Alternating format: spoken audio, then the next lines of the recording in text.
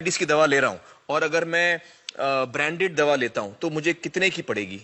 जैसे एक 117 रुपए में भी है, 117 रुपए में मिलती है। अब और अगर वही चीज हम उसके जेनेरिक मेडिसिन के नाम से लें जी। तो वो कितने की बनती है? वो मात्र 1 रुपए 95 पैसे में 10 गोली मिलती है।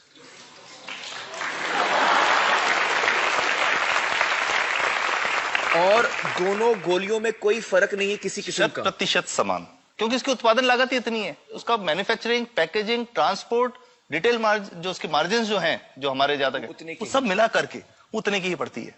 कुछ कैंसर के मैं आपको उदाहरण दूंगा, उसमें एक ही दवा जो ब्लड कैंसर के काम में आती है, बाजार में 1.25 लाख रुपए का एक पैकेट मिलता है। 1.25 लाख का एक पैकेट जो 1 महीने चलता है। और जेनरिक में वही दवा जेनरिक में अलग अलग कंपनीज जो बनाती हैं, एक 10,200 में बेचती है, एक 8,800 में बेचती है और एक 6,500 में बेचती है। मतलब ये आपका ये कहना है कि आपके ये प्रयास से इतने कम में राजस्थान में पब्लिक को, आवाम को ये दवाएं पहुंचा रहे हैं आप इस वक्त? जी, क्या बात है।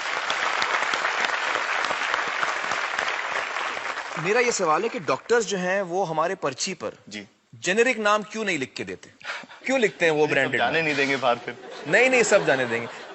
जब एक नया मेडिकल प्रैक्टिशनर जब प्रैक्टिस शुरू करता है, तो उसके पास जो कंपनी के जो मेडिकल रिप्रेजेंटेटिव्स होते हैं, सेल्स बढ़ाने का उनका काम होता है, मार्केटिंग प्रिंसिपल के हिसाब से सेल्स एजेंट होते हैं बेसिकली। फिर वो कहते हैं कि साहब आप हमारी जो दवा है यही लिखना, ये बहुत बेहतर दवा है, इससे मरीज ठीक होगा। और उनको डॉक्टर्स को लिखने के लिए उनको प्रेशराइज किया जाता है, उनको टेम्प्ट किया जाता है।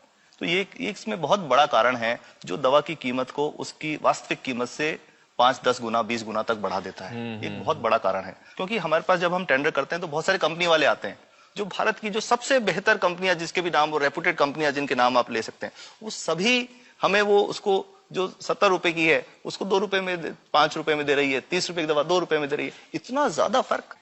तो कंपनी तो दे सकती है और देना चाहती है और हमें देती भी है इतनी कम दामों में, हमें दे रही है ना, ये संभव तो है। अच्छा, मैं आपको बताऊंगा कि भारत से हम लगभग 45,000 करोड़ रुपए की जेनरिक दवाइयां प्रतिवर्ष विदेशों को निर्यात करते हैं। आप भेजते हैं दुनिया भर में जेनरिक, ये जो सस्ती दवाएं हैं आप विश्व भर में भेजते हैं? विश्व भर में हमारे लोगों को नहीं मिल रही। हमारे देश में महंगी है, हमारे देश में महंगी है। और अगर ऐसा है तो हमें कोई ईस्ट इंडिया कंपनी की जरूरत नहीं, हम वापस उसी दिशा में जा रहे हैं। आपने जब ये शुरू किया तो आपको कोई रेजिस्टेंस फेस करना पड़ा राजस्थान में? देखिए, जो प्रयास हम कर रहे हैं ये बेसिकली धारा के विपरीत बहने का एक प्रयास है। जी, काफी थ्रेट्स भी हैं, क्योंकि इसमें माफियाज भी हैं, ड्रग माफियाज जो ऑपरेट